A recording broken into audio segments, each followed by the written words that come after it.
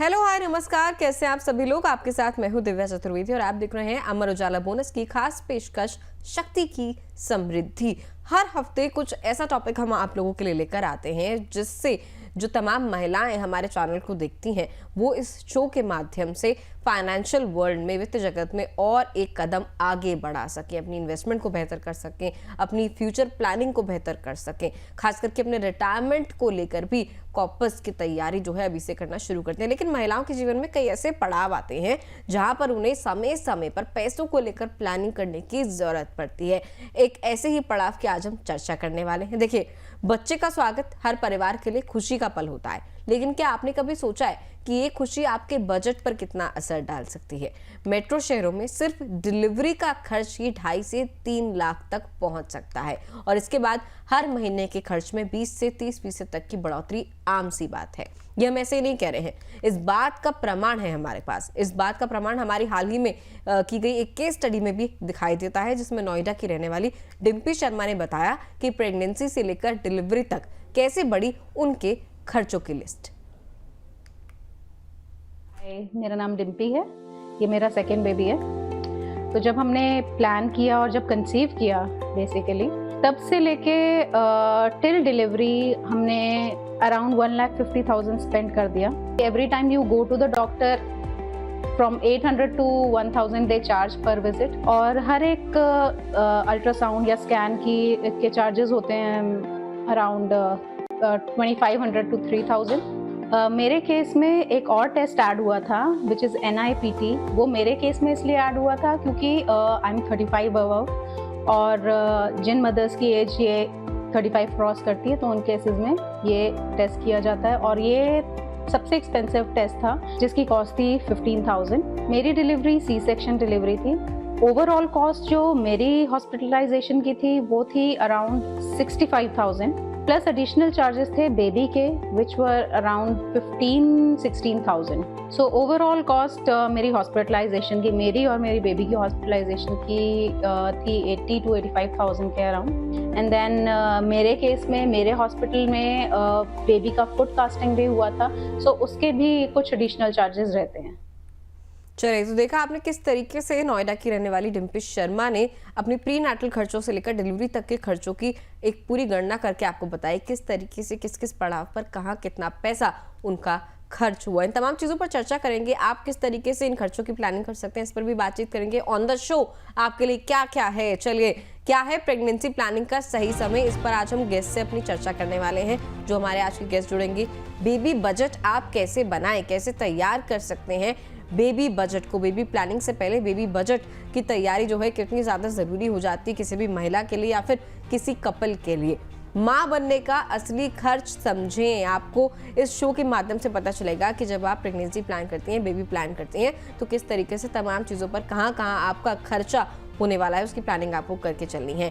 क्या है smart saving के ऑप्शंस अपने बच्चे के लिए, अपने खुद के लिए, कौन से ऐसे ऑप्शंस हैं आपके पास जहां आप सेविंग करके चल सकते हैं, और क्या है मैटरनिटी इंश्योरेंस की सच्चाई, इस पहलू पर भी चर्चा करने वाले हैं। मैटरनिटी इंश्योरेंस बहुत सारी इंश्योरेंस कंपनी आपको ऑफर करती है, लेकिन असल में क्या कुछ उसमें कवर होता है, कितने फायदे हैं, तमाम चीज़ों पर चर्चा होगी। आज के एपिसोड में हम बात करेंगे कि महिलाएं और कपल्स कैसे प्रेगनेंसी से पहले ही सही फाइनेंशियल प्लानिंग करके अपने बजट को आसानी से मैनेज कर सकते हैं। उस चर्चा में हमारे साथ जुड़ेंगी हमारी बेहतरीन guest chartered wealth manager Alpa Shah. Ma'am बहुत बहुत स्वागत है आपका आज की शक्ति की समृद्धि में। नमस्कार Divya ji, thank you very much, मुझे आपने ये बहुत ही प्यारे शो में आज इनवाइट किया। मैम सबसे पहले तो जैसा कि हमने डिम्पी शर्मा के केस में देखा, एक छोटी सी केस स्टडी हमने करी, आसानी से 1 से 1.5 लाख का खर्चा प्रेगनेंसी से बेबी डिलीवरी तक उनका हो गया। जब कोई कपल बेबी प्लानिंग के बारे में सोचता है तो इस बड़े खर्चे की प्लानिंग करना कितना जरूरी है? बहुत ही अहम मुद्दा है ये, क्योंकि हमें ये लगता है कि सब कुछ हो जाएगा। देखिए, हम बच्चे के लिए भी तो कितना प्लानिंग करते हैं ना। जब हमें इमीडिएटली बच्चा नहीं चाहिए होता है तो हम कितनी प्लानिंग करते हैं, वैसे ही हमें हमारे फाइनेंशियल प्लानिंग के बारे में भी सोचना पड़ेगा।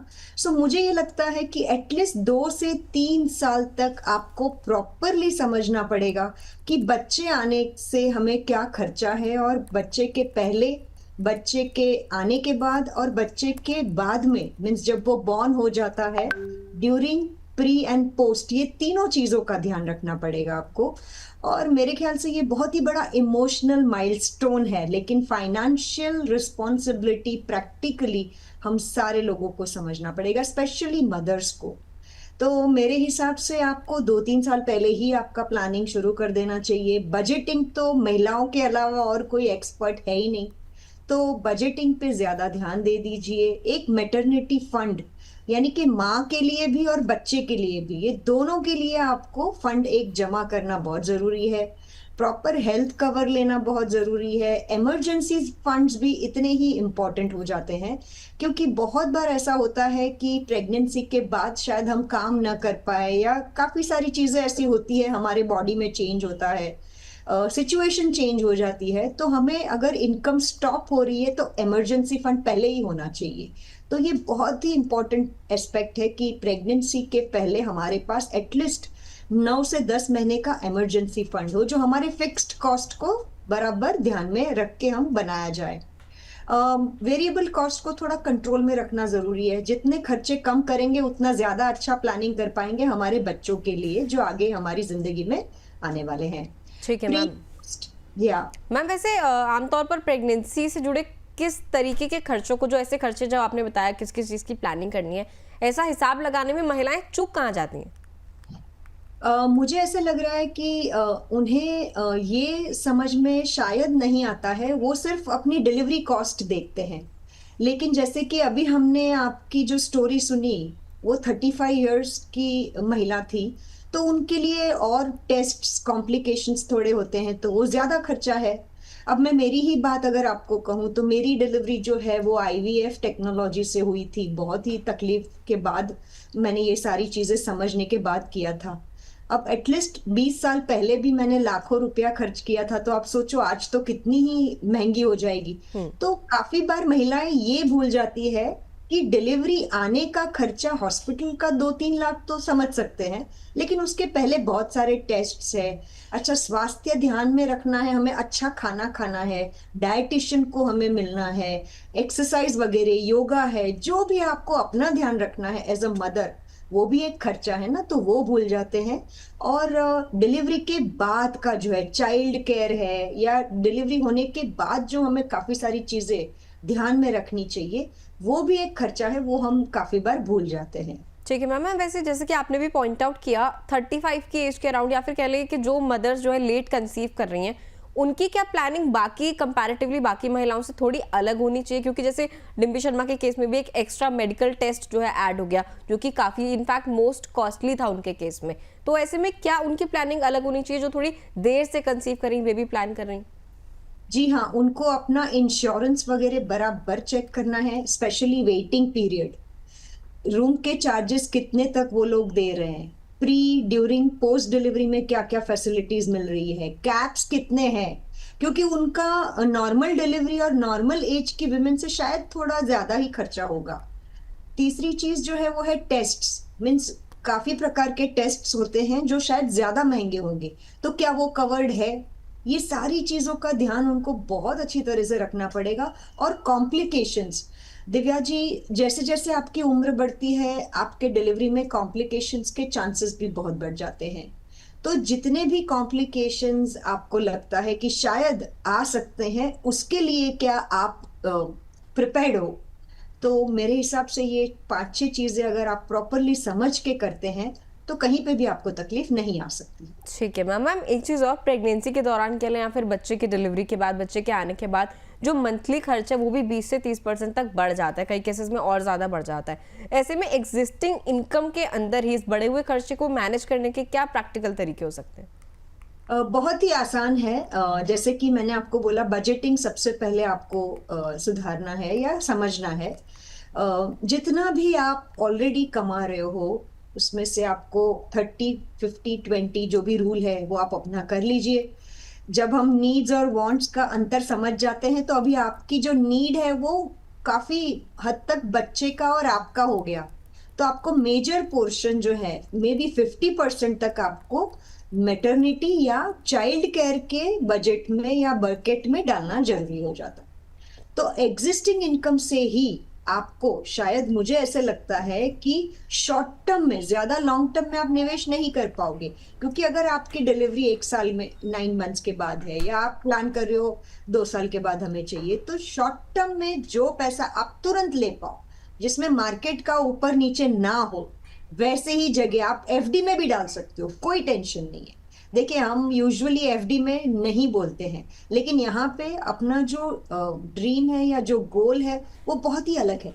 सो आपको 1 से 3 साल के अंदर के जो भी एवेन्यूज अवेलेबल है, चाहे वो म्यूचुअल फंड हो, लिक्विड म्यूचुअल फंड हो, फिक्स डिपॉजिट हो, या शॉर्ट टर्म में आपको जहां पे भी डालना हो, पैसा तुरंत आपको मिलना चाहिए, वैसे निवेश करना जरूरी हो जाता है। ठीक है मैम, चलिए इसी चर्चा से जुड़े कुछ कॉलर्स ने भी हमें सवाल भेजे, उन सवालों की ओर रुख करेंगे। अंजलि गुप्ता का सवाल लेते हैं सबसे पहले दिल्ली से। कह रही है मेरी शादी को 1 साल हुआ है, अगर मैं बच्चे की प्लानिंग करती हूँ तो कितनी सेविंग्स जरूरी है? मैम लगभग न्यूली वेड है, 1 ही साल हुआ है शादी को, अगर बच्चे की प्लानिंग करनी है तो किस तरीके से सेव करके चलना चाहिए अभी से?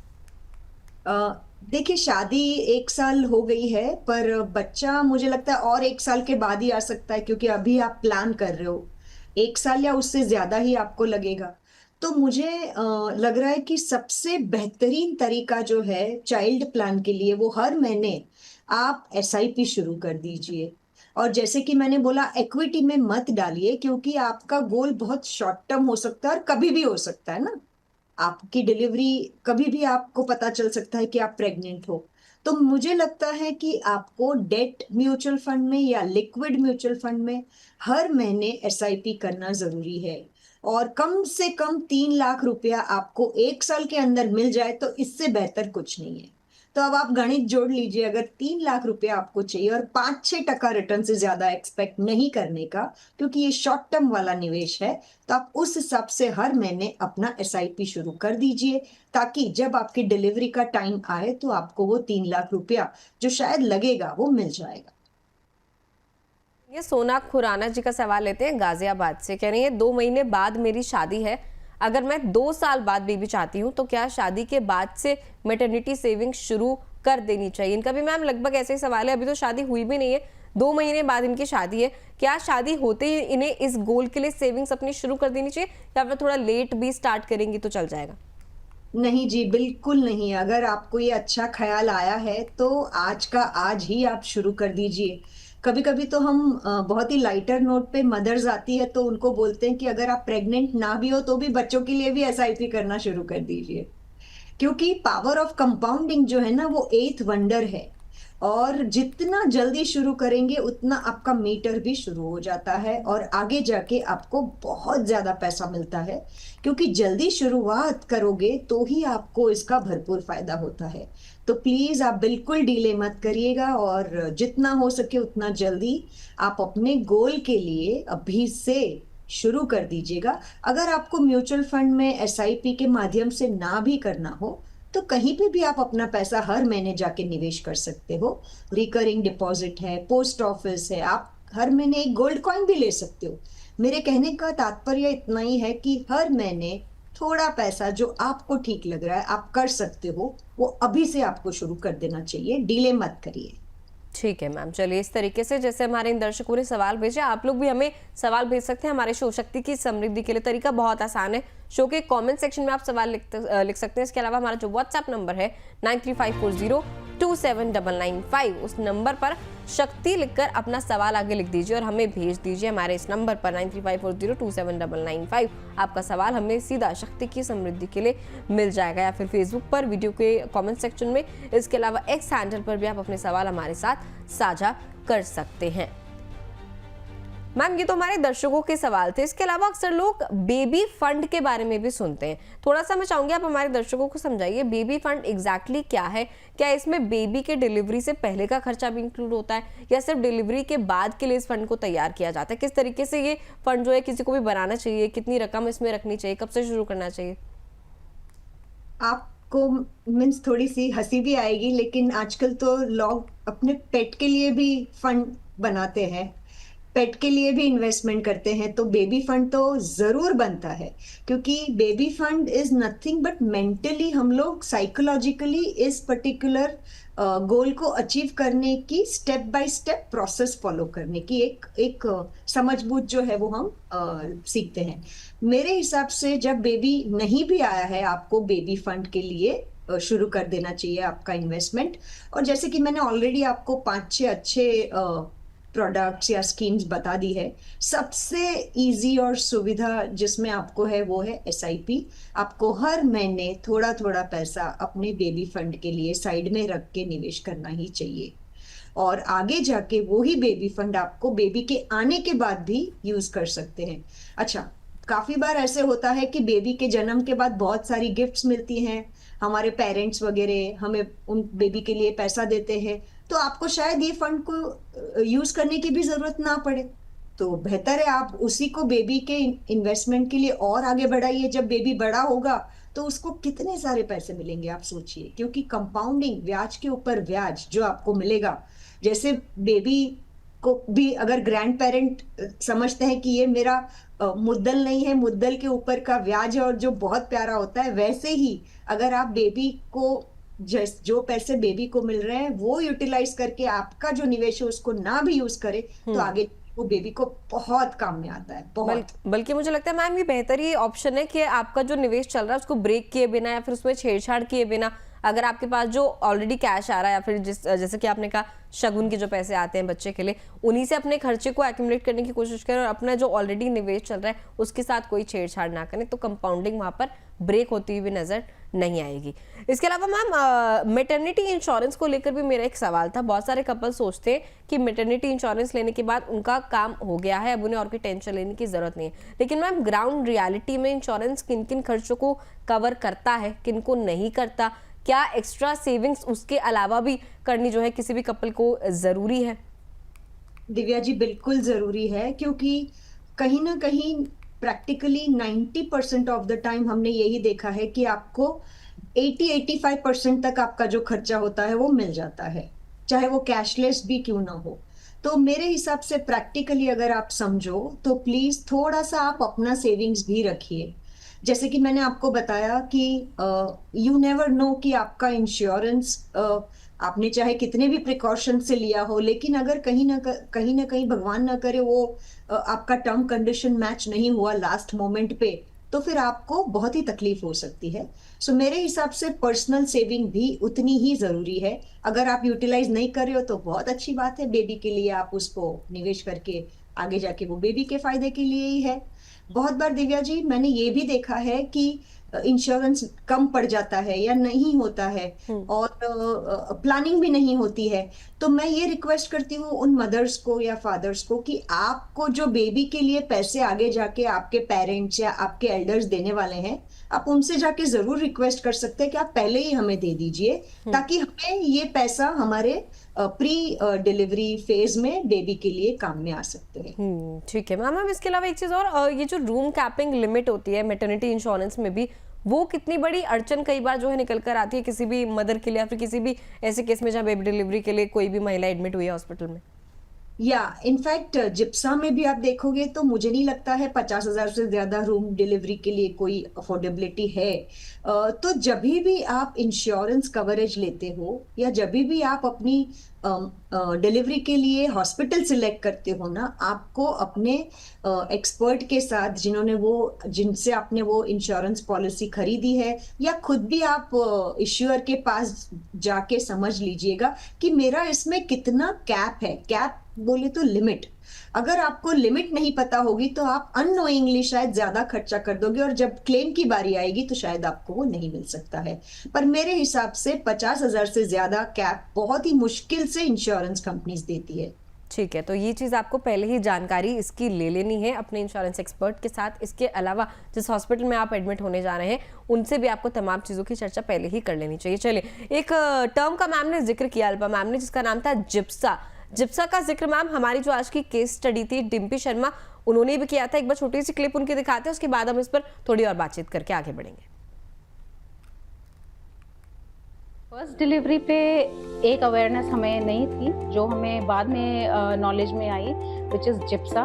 उसकी वजह से ओवरऑल कॉस्ट जो है हॉस्पिटलाइजेशन की, वो मेरी रिड्यूस हो गई अप टू 40%। जो कि मेरे फर्स्ट बेबी के केस में बहुत ज़्यादा थी और इस केस में रिड्यूस हो गई। ठीक है मैम, जैसे कि इन्होंने कहा डिम्पी जी ने कि उनके सेकेंड डिलीवरी के टाइम पे जिप्सा के कारण 40% तक जो कॉस्ट थी बेबी डिलीवरी के टाइम पे वो रिड्यूस हो गई। सबसे पहले तो मैम हम समझना चाहेंगे जिप्सा है क्या, इसकी फुल फॉर्म क्या है, किस तरीके से डिलीवरी केसेस में, मैटरनिटी केसेस में ये फायदेमंद हो सकता है? देखिए, ये जिप्सा जो है ना, इसके लिए आपको नेशनल इंश्योरेंस, ओरिएंटल इंश्योरेंस और यूनाइटेड इंडिया इंश्योरेंस, ये तीनों के साथ कोई भी एक के साथ आपको पॉलिसी खरीदनी पड़ेगी।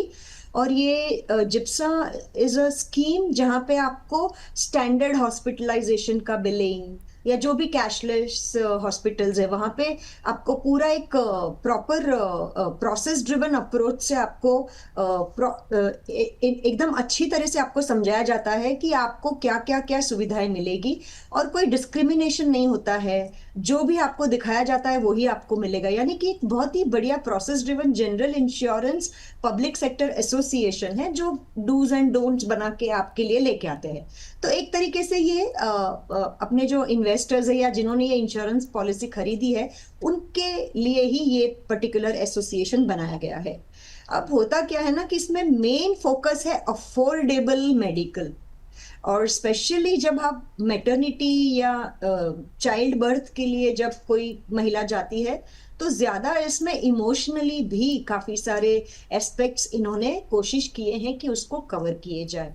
तो आप ये जान के आपको बहुत खुशी होगी दिव्या जी कि नॉट जस्ट मदर पर जिप्सा ने अपने न्यू बॉर्न बेबी के कवर के लिए भी काफी सारी चीजें सीखी है और बताई है और कराई है। सो मुझे ऐसा लगता है कि जो अपनी बेबी जन्म लेती है उनको भी तो बहुत सारी इंश्योरेंस की जरूरत है ना। काफी बार बेबी जिसका जन्म होता है वो बर्थ से ही कुछ कॉम्प्लिकेशंस या बीमारी लेके भी तो जन्म लेते हैं, तो के लिए भी ये जिप्सा जो है वो बहुत सारा कुछ काम करती है। और ये मेरे हिसाब से बहुत ही अच्छी स्कीम है, सभी महिलाओं को इसका पूरा फायदा उठाना चाहिए। ठीक है मैम। मैम इनके केस में तो ये था कि इनके ऑफिस से कॉर्पोरेट इंश्योरेंस में जिस कंपनी का इंश्योरेंस इन्होंने लिया वो जिप्सा के अंडर आती थी। क्या मैम कोई भी सामान्य महिला भी जो है जिप्सा के लिए ऑप्ट कर सकती है और अपने मैटरनिटी खर्च को कुछ हद तक कम कर सकती है? कर सकते हैं। अगर आपका नॉर्मल डिलीवरी है तो 25,000 तक का शायद आपको कैप है, और अगर आपका सी सेक्शन है, सिजेरियन है, तो 50,000 तक है। लेकिन मोस्टली बेनिफिट आपने जैसे बोला कॉर्पोरेट या ग्रुप इंश्योरेंस में ज्यादा बेहतर तरीके से होता है। ठीक है मैम, चलिए इस पर एक पूरा शो मुझे लगता है करने की हमें ज़रूरत है, उस पर और बेहतरीन तरीके से हम लोग समझ पाएंगे किस तरीके से जिप्सा आम लोगों के लिए काम कर रहा है और चीज़ों को अफोर्डेबल बना रहा है, खास करके मेडिकल लाइन में। आगे बढ़ते कुछ एक सवाल और लेते हैं हमारे दर्शकों के। नेहा भसीन का सवाल लेते हैं पहले चंडीगढ़ से। कह रही है मैंने जो बेबी फंड तैयार किया उसे ज़रूरत पड़ने तक कहाँ रख सकती हूँ या फिर पार्क कर सकती हूँ? मैम मुझे लगता है इस पर आप पहले भी वैसे चर्चा कर चुके हैं, जवाब दे चुके हैं, लेकिन एक बार आप नेहा जी को भी अगर आंसर दे देंगी तो। देखिए, सबसे इम्पॉर्टेंट एस्पेक्ट जो ये सवाल का है वो ये है कि नेहा जी आपको कितने टाइम के लिए रखना है। अगर आपका ड्यूरेशन एकदम ही शॉर्ट है यानी कि 1-2 साल के लिए है तो लिक्विड म्यूचुअल फंड में आप जरूर पार्क कर सकते हो, कभी भी अपना पैसा ले सकते हो।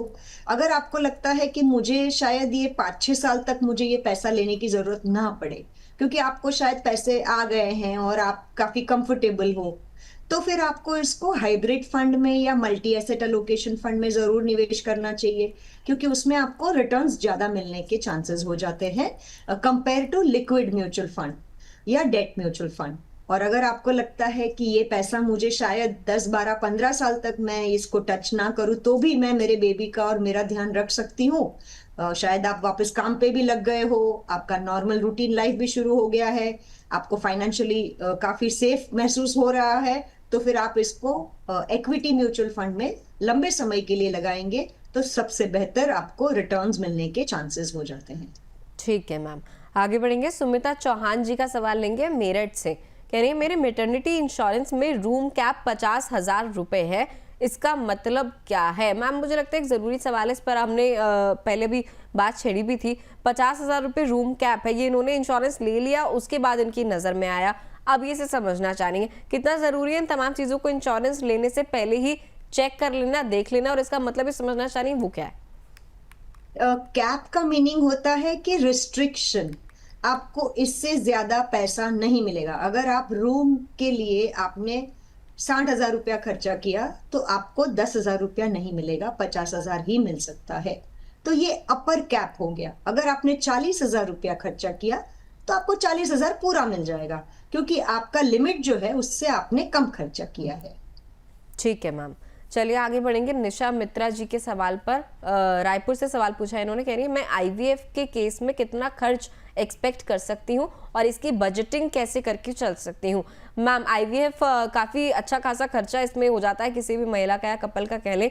किस तरीके का जो है खर्चा एक्सपेक्ट करें इसमें निशा जी, और बजट इसका कैसे और कब से बना के चलें? देखिए, आईवीएफ जो है ये बहुत ही पेशेंस वाली और एक्सपेंसिव ट्रीटमेंट है, लेकिन इसका सक्सेस रेशियो भी बहुत अच्छा है। और जैसे कि मैंने आपको बताया, मैंने इतने सालों पहले भी ये ट्रीटमेंट से कंसीव किया हुआ है, तो मैं तो बहुत ही अच्छी तरह से इसको समझती हूँ। मेरे हिसाब से आज के आईवीएफ के जो कॉस्ट है वो कम से कम आपको 6 से 7 लाख रुपया तो साइड में रखना ही पड़ेगा। अगर आपका नॉर्मल डिलीवरी 2-3 लाख के आसपास, नॉर्मल या सीजेरियन या जो भी एक नॉर्मल प्रोसेस वाली डिलीवरी है, अगर आप उसके लिए 2-3 लाख रख रहे हो, तो उससे डबल तो आपको आईवीएफ ट्रीटमेंट के लिए रखना ही चाहिए। क्योंकि प्री, ड्यूरिंग और पोस्ट का पूरा जो केयर है, ट्रीटमेंट का प्रोसेस है, डॉक्टर्स के चार्जेस जो है वो ऑब्वियसली थोड़े ज्यादा होते हैं, क्योंकि ये कॉम्प्लिकेटेड ट्रीटमेंट है और बहुत ही फॉरवर्ड स्टाइलिश वाली ट्रीटमेंट है, जिसके रेशियो भी सक्सेस के बहुत ज्यादा है। तो ऑब्वियसली आपको एटलीस्ट 7-8 लाख रुपया मुझे लगता है साइड में रखना जरूरी हो जाता है। ठीक है मैम, 7-8 लाख रुपए काफ़ी बड़ा अमाउंट है। किस तरीके से इसके लिए तैयारी कर सकते हैं, कहाँ पर इसके लिए निवेश करके अगर चलना चाहें कि पैसा ग्रो भी होता रहे, कहाँ कहाँ कौन कौन से ऐसे जरिए हैं जहाँ पर ऑप्ट कर सकते हैं? सबसे पहले तो अगर आपको लगता है कि मुझे ज्यादा खर्चा जो मेरा है वो मैं बचा सकती हूँ, आपके जितने भी वांट्स वाले खर्चे हैं अगर आप वो बचा सकते हैं, तो श्योरली आपको वो पहले स्टॉक करना चाहिए। दूसरा, अगर आपको लगता है कि ये बहुत ज्यादा है, आप लोन भी ले सकते हैं, और पर्सनल लोन में आपको ईएमआई भर के भी आप इसके लिए ट्रीटमेंट जरूर कर सकते हो। तो एक होता है कि भाई आपको अपना ही पैसा यूज करना है। और देखिए, इंश्योरेंस में आईवीएफ या सरोगेसी मदर का जो सारा प्रोसेस होता है वो बहुत रेयरली कवर किया जाता है, अभी तक इतना ज्यादा कवर नहीं होता है। तो ये आपके पास दो ही ऑप्शन बचते हैं, या तो आप अपना खुद का पैसा लगा लो। मैंने कितनी बार दिव्या जी ऐसी औरतें देखी है जो अपनी ज्वेलरी को बेच डालती है, लेकिन आईवीएफ ट्रीटमेंट के लिए जरूर ऑप्ट करती है, क्योंकि उनके लिए वो लास्ट रिसोर्ट होता है और उसमें सक्सेस रेशियो बहुत ज्यादा है। तो obviously jewellery is not important. तो हर किसी की एक अपनी चॉइस होती है, हर किसी का एक थॉट प्रोसेस होता है। तो मैं ये कहूंगी कि या तो आप अपना पैसा खुद लगा सकते हो, अगर आपके पास 2-3 साल है तो आप उस हिसाब से हर महीने एसआईपी करके इकट्ठा कर सकते हो, खर्चे कंट्रोल में रख सकते हो। या फिर अगर आपको लगता है कि ये नहीं हो पा रहा है आपसे, तो आप लोन लेके बाद में उसको चुकता करके भी ये एक प्लानिंग से आगे बढ़ सकते हो। ठीक है मैम। मैम वैसे एक पहलू और है, हम बात कर रहे हैं तमाम चीज़ों की, किस तरीके से मैटरनिटी के लिए प्लान करके चलें, कैसे बजटिंग करके चलें, बेबी के आने के बाद के खर्चे कैसे संभालें। लेकिन मैम जो महिलाएं हैं, खास करके वर्किंग महिलाएं हैं, मैटरनिटी ब्रेक लेने वाली हैं, उनके लिए इनकम गैप को मैनेज करना एक बड़ा चैलेंज भी हो जाता है। कई बार जॉब छोड़नी पड़ती है, कई बार अनपेड लीव पर उन्हें रहना पड़ता है। इसके लिए उन्हें कैसे पहले से फाइनेंशियल प्लानिंग जो है करनी चाहिए? बहुत ही अच्छा सवाल है दिव्या जी, और मैं इससे गुजर चुकी हूँ। मुझे भी 2 बच्चे हैं। पहला जब मेरा बच्चा हुआ था तब मैंने उसके बाद 1 साल का ब्रेक लिया हुआ था, और दूसरे बच्चे के बाद तो मैं 3 महीने के बाद ही काम पे आ गई थी, क्योंकि हम यूज टू हो जाते हैं ना बच्चों को मैनेज करना है। तो वो जो 1 साल का ब्रेक था, एग्जैक्टली मुझे भी ऐसे ही लग रहा था कि कैसे मैनेज करेंगे, खर्चे कैसे निकलेंगे। लेकिन अगर तब इतनी समझ नहीं थी, पर अब मैं सारी महिलाओं को ये समझाना चाहूंगी कि भाई अगर आपको लगता है कि मुझे अब तो 6 महीने का भी आपको छुट्टी भी मिलता है, 6 महीना और अगर आपको बढ़ाना है, 1 साल का अगर आपको ब्रेक लेना है, तो आपको एटलीस्ट 6 महीने का आपका जो खर्चा है वो पहले से ही प्लान करके आपके अकाउंट में आपको रख देना चाहिए, ताकि आपकी जो स्टैंडर्ड ऑफ लिविंग है, आपके जो खर्चे हैं वो बरकरार रहे। दूसरा एक जो यहाँ पे मैं सजेशन जरूर दूंगी वो है कि जैसे आप बेबी का प्लानिंग करते हो, डिलीवरी का प्लानिंग करते हो, उसी के साथ आप अपने ब्रेक का प्लानिंग भी ले लीजिए ना। तो मैंने एक वर्ड यूज किया था स्टार्टिंग में ही कि हम बच्चों का प्लानिंग, डिलीवरी का प्लानिंग बहुत अच्छा करते, लेकिन मदर खुद का प्लानिंग भूल जाती। तो मेरे हिसाब से ये साथ में जाना चाहिए, मदर का प्लानिंग, बच्चे का प्लानिंग और डिलीवरी का प्लानिंग। ये तीनों चीज को जोड़ के ही जो आपको टोटल अमाउंट का प्लानिंग करना है वो आप करिए, तब जाके ये सारी चीजें परफेक्टली मैनेज होगी। ठीक है मैम। मैम कई बार ऐसा भी होता है कि महिलाएं जो है अपने लॉन्ग टर्म के जो गोल्स हैं जिसके लिए वो निवेश कर रही थी, मान लीजिए रिटायरमेंट के लिए निवेश कर रही थी, लेकिन बच्चे के लिए कह लीजिए या फिर मैटरनिटी फेज के लिए कह लीजिए, उस रिटर्न के साथ उस इन्वेस्टमेंट के साथ जो है थोड़ा छेड़छाड़ कर लेती हैं, क्या वो सही है? बिल्कुल सही नहीं है दिव्या जी। आपको लॉन्ग टर्म के इन्वेस्टमेंट्स को कभी भी टच नहीं करना चाहिए। इसीलिए हम हमेशा रिक्वेस्ट करते हैं सारे निवेशकों को कि आपको अपने गोल्स को टाइम होराइजन के साथ मैप करके आगे बढ़ना चाहिए। अगर आप शॉर्ट टर्म और लॉन्ग टर्म गोल्स को मिक्स कर देंगे और इधर उधर सब ले लेंगे तो फिर बहुत तकलीफ हो सकती है। रिक्वेस्ट कर रही हूं मैं सारी महिलाओं को कि आपके जो लॉन्ग टर्म के गोल्स है उसको आप, ये प्रोटेक्शन प्लानिंग में आता है। आपका जो मैटरनिटी खर्चा है, बच्चे का डिलीवरी का खर्चा है, ये प्रोटेक्शन प्लानिंग है, ये आपका लॉन्ग टर्म प्लानिंग में नहीं आना चाहिए। Long term planning is your retirement planning, your mid life planning, your children's wedding planning, education planning. Goals को समझिए और फिर आप इसके साथ जुड़े रहिए। और प्लीज कभी भी आप अपने एक गोल के लिए दूसरे गोल का जो आपने इन्वेस्टमेंट शुरू किया है उसको तोड़ना सही नहीं है। हाँ, बहुत बार अगर आपके पास चॉइस ही नहीं है और ऐसे कुछ सिचुएशन लाइफ में आ जाते हैं तो आपको जरूर ले लेना चाहिए, वो मैं ना नहीं बोल रही हूँ। पर जहां तक हो सके आप अपने लॉन्ग टर्म गोल को कभी भी इसमें जुड़िएगा मत, क्योंकि ये तकलीफ देगा आपको बहुत आगे जाके। ठीक है मैम। मैम तमाम चीज़ों पर हमारी चर्चा हुई, तमाम पहलुओं पर प्री मैटरनिटी फेज पर हमने बातचीत करी, बेबी की डिलीवरी पर बातचीत करी, मदर इंडिविजुअली किस तरीके से अपने आप को सिक्योर कर सकती हैं उस पर बातचीत हुई। लास्ट में जाते जाते मैम कौन से ऐसे 3 सबसे ज़रूरी मनी रूल्स हैं जो आप किसी भी महिला को समझाना चाहेंगी, खास करके तब जब उन्हें मदरहुड को और अपनी फाइनेंशियल इंडिपेंडेंस को बैलेंस करके आगे बढ़ना है? दिव्या जी, फाइनेंशियल तो मैं जरूर बताऊंगी, लेकिन मेंटल हेल्थ और फिजिकल हेल्थ का बहुत ध्यान रखना जरूरी है। महिला डिलीवरी के बाद ये बहुत बड़ा दिक्कत है। तो सबसे पहले आप प्लीज अपना ये ध्यान जरूर रखिएगा। और अब आते हैं फाइनेंशियल के ऊपर। तो बजटिंग में आप मास्टर है ही। बजटिंग का पूरा कैलकुलेशन जो है ना, एक माँ बनने के बाद जैसे बॉडी में चेंजेस होते हैं ना, वैसे हमारे पूरे नजरिए में भी बजटिंग के बारे में चेंजेस आ जाते हैं। तो रीवर्क करिए पूरा बजटिंग जो है ना। सेंटर में आप अपने बच्चों को ही रखेंगे मुझे पता है, लेकिन आप अपने आप को बिल्कुल भूलिएगा मत, ये मैं सबसे रिक्वेस्ट कर रही हूँ। तो बजटिंग को रीवर्क करिए। Always maintain personal financial security. चाहे आप माँ बन गए हो, मैं समझ सकती हूँ आपके जिंदगी में सबसे ज्यादा इंपॉर्टेंट अभी आपका बच्चा है, लेकिन ये मत भूलिएगा कि आप अपने लिए भी इतने ही इंपॉर्टेंट हो। अगर आप अपना ध्यान नहीं रखोगे तो बच्चे का क्या होगा। ठीक तो है मैम। अपनी पर्सनल फाइनेंशियल सेफ्टी को जरूर ध्यान में रखिएगा। Plan before taking any major expenses. कोई भी खर्चा करने के पहले 10 बार सोचिएगा। कभी भी लॉन्ग टर्म इन्वेस्टमेंट को बंद मत करिएगा। इंश्योरेंस पॉलिसी को रट्टा करिएगा, पूरा समझ के आगे पढ़िएगा, तभी जाके आपको उसका फायदा होगा। और बेबी का इमरजेंसी फंड भी आप शुरू कर दीजिएगा जैसे ही उसका जन्म होता है। Plan for your short fall, like जो आपका अगर 1-2 साल आप काम पे नहीं जाने वाले हो तो वो फंड्स भी आपके पास जरूर अच्छी तरह से रखिएगा। और बाकी लीगल प्रिपरेशन भी, जैसे ही बच्चा होता है ना दिव्या जी, हमें ये समझना चाहिए कि हमारी लाइफ में काफी सारी लीगल चीजें भी बढ़ गई है, जवाबदारी भी बढ़ गई है। तो विल ड्राफ्टिंग, नॉमिनेशन, ये बहुत इंपॉर्टेंट हो जाता है। बच्चों को नॉमिनेट जरूर करिएगा, भूलना। ठीक है मैम। मुझे लगता है जाते जाते आपने और भी जरूरी की पॉइंट्स जो हैं हाईलाइट कर दिए हैं इस चर्चा के। Thank you so much Alpa ma'am, आज की चर्चा में आप जुड़ी हैं हमारे साथ, और मुझे लगता है बहुत ही सेंसिटिव और बहुत ही ज़रूरी टॉपिक था जिस पर बातचीत जो है होनी चाहिए, ताकि हमारे व्यूअर्स जो है, खासकर की जो महिलाएं हमें देखती हैं, शक्ति की समृद्धि को देखती हैं, वो तमाम तरीके से एजुकेट हो सकें। अगर यंग हैं तो अभी ये पड़ाव जो है उनके जीवन में आने बाकी हैं, तमाम चीज़ों को समझकर आगे बढ़ें। और अगर थोड़ी सी मिड एज है या फिर ओल्ड एज है तो अपनी रिटायरमेंट को लेकर जागरूक उन्हें होना बेहद ज़रूरी है। Thank you so much Alpa ma'am आज के शो के लिए समय निकालने के लिए। दिव्या जी।